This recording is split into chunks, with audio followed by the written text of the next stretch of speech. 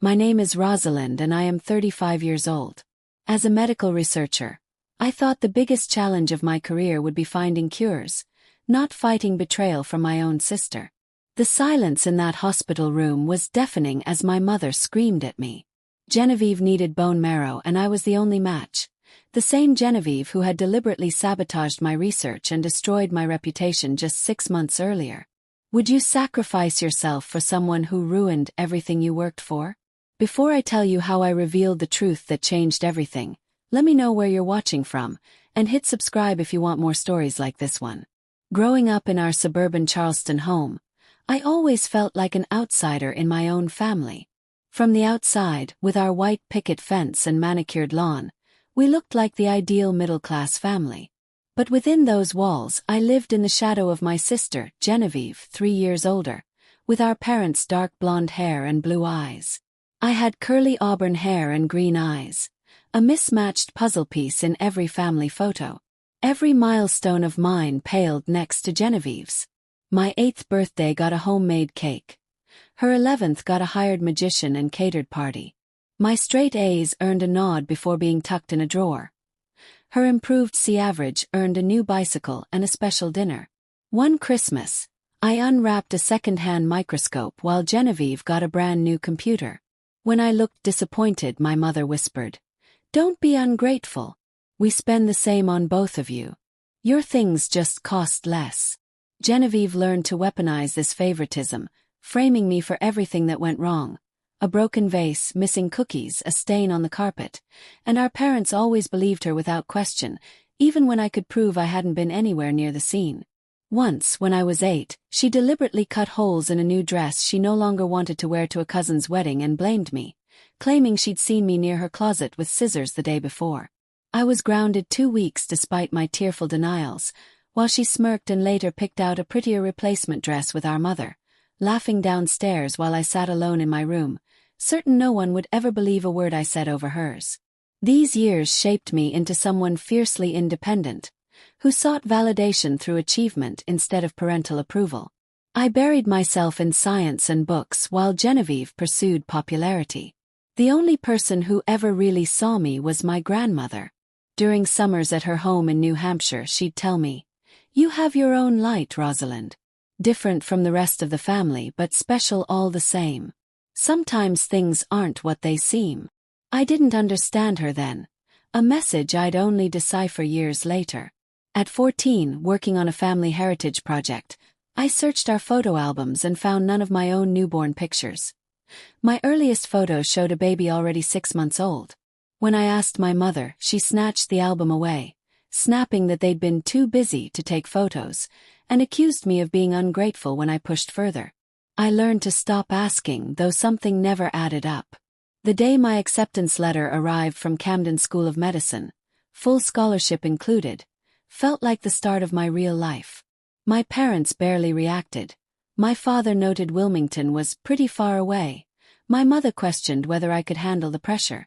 Then Genevieve burst in announcing she'd been encouraged to apply to Ravenswood School of Design in Chicago, and my letter was forgotten on the counter, eventually used as a coffee coaster. In Wilmington, I thrived for the first time in my life. The volume of material was staggering: anatomy, biochemistry, diagnostic criteria. But while classmates complained, I lived for it, spending countless nights in the library fueled by coffee and ambition, because here, finally, my work was judged purely on its own merits. No comparisons. No favoritism. My mentor, Dr. Eleanor Sinclair, recognized my natural intuition for research after I stayed 2 hours past one of her lectures peppering her with questions, and under her guidance I discovered my passion for rare blood disorders, publishing my first paper before graduation, a case study that earned recognition in several medical journals. After residency, I joined a fellowship at the Ashworth Institute for Hematological Research back in Charleston, developing new stem cell therapies for treatment-resistant leukemia. My closest colleague, geneticist Julian Whitmore, became my best friend and confidant. "You're the most dedicated person I've ever met," he told me once. "But sometimes I wonder what you're trying to prove, and to whom." He wasn't wrong. Professional success hadn't fully quieted that little girl still seeking validation. By my third year, our research showed remarkable promise. Dr. Ashford, our department director, told me the board was considering a new division with a $3.5 million budget, and they wanted me to lead it. "You've earned this, Rosalind," he said. Walking back to my lab, I felt something like vindication. For the first time, I felt truly seen. I had no idea this moment was the peak before a devastating fall, and that the architect of my undoing would be the sister I hadn't spoken to in 5 years. Genevieve walked into my lab one Monday morning looking like she'd stepped off a magazine cover. We hadn't spoken since our grandmother's funeral. "Your big sis has come to visit," she said, and over an elaborate lunch she insisted on paying for, she told me about her fizzled modeling career and failed marriage, then leaned in earnestly. "I know I wasn't the best big sister. I want us to have a real relationship." Guilt, and the mention that our mother had been asking about me, convinced me to agree to occasional dinners. Over the following weeks, Genevieve inserted herself into my life, showing up with coffee, asking increasingly detailed questions about my research. "What's your secret sauce?" she'd gush. I should have noticed the notebook she scribbled in when she thought I wasn't looking, or the photos she took of open journal articles on my desk. I was simply too flattered by her sudden interest. Then Julian warned me he'd seen her having coffee with Dr. Nathan Caldwell, our fiercest competitor at St. Augustine Medical Center. Days later, a backup drive containing our proprietary research protocol vanished. The following week, Caldwell published a breakthrough virtually identical to our work. An internal investigation turned up security footage. Genevieve had entered the building using my missing access card and left 2 hours later with a suspiciously heavy purse. Dr. Ashford looked at me with a mixture of sympathy and disappointment. "Did you give your sister access to the lab?" "Absolutely not," I insisted, but it didn't matter. "The board is reconsidering the division," he said heavily. That evening I went straight to Genevieve's hotel, demanding an explanation. Her innocent act dropped the moment she opened the door, her smile turning cold and calculating like a mask coming off. "What did you expect, Rosalind? That I just stand by and watch you become the family success story, the brilliant doctor saving lives, while poor Genevieve couldn't even keep a modeling job or a husband?"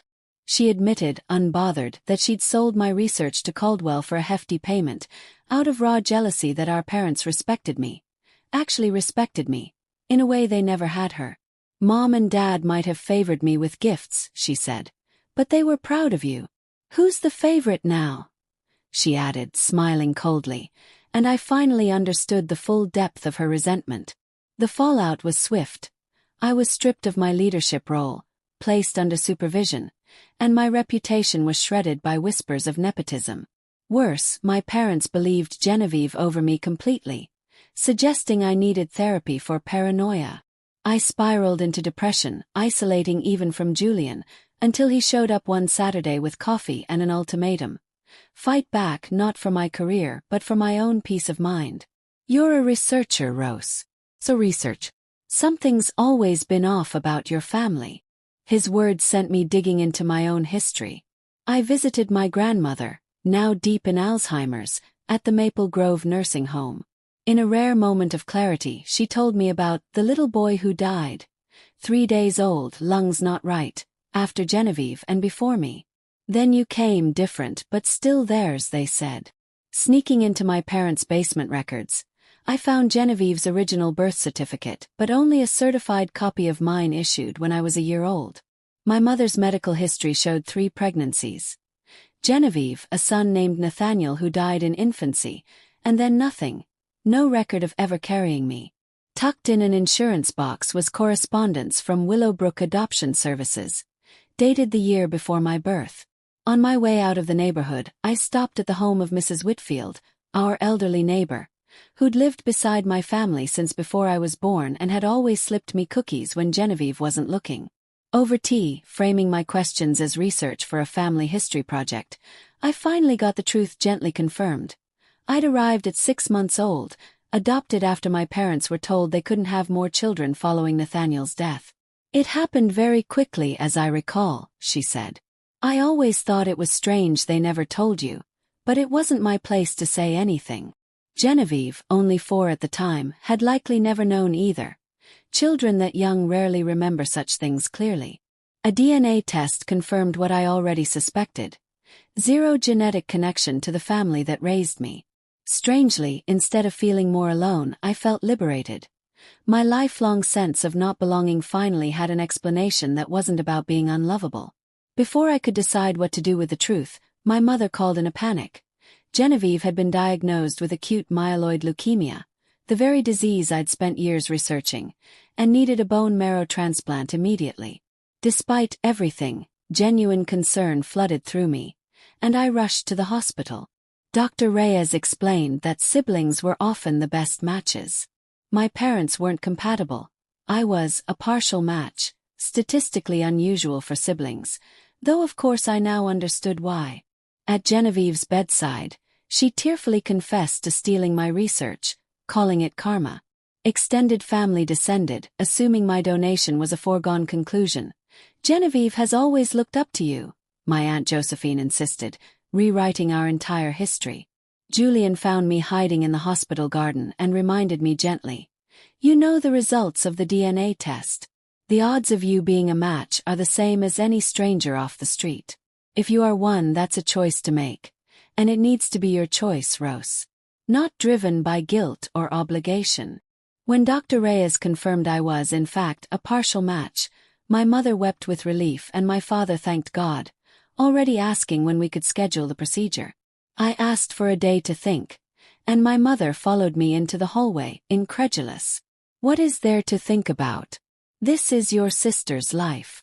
I finally said it aloud. I know I'm adopted. I know I'm not biologically related to any of you. She paled, then pivoted straight back to obligation. That doesn't change anything. We raised you. You owe your sister this. I offered to fund an expanded national registry search instead. We don't want your money, she snapped. We want you to do what's right. That night I barely slept, torn between decades of guilt and the injustice of what was being asked of me. By morning, I knew the reckoning could wait no longer. The waiting room had become a family tribunal, Genevieve's wheelchair at its center like always. Have you made your decision? My mother demanded. I'd like to speak about the donation, I said, and some other matters. When I mentioned the adoption, my mother tried to shut it down, but Genevieve, hearing it for the first time, looked genuinely stunned. Since when? Since birth. Something our parents never bothered to tell either of us. My father insisted this wasn't the time. I insisted it was exactly relevant, since a partial sibling match made far more sense now that I wasn't biologically their sibling at all. I handed over my DNA results. 0% shared DNA with any of us, my father read aloud, hollow-voiced. My mother clung to the same line. Family is more than DNA, and I finally let decades of hurt loose. The favoritism, the disbelief when Genevieve destroyed my career, the suggestion I needed therapy for paranoia after Genevieve had already confessed. My uncle Edmund, hearing the theft confirmed aloud for the first time, was floored. Genevieve, ashamed, admitted it again in front of everyone. I was jealous. I couldn't stand it.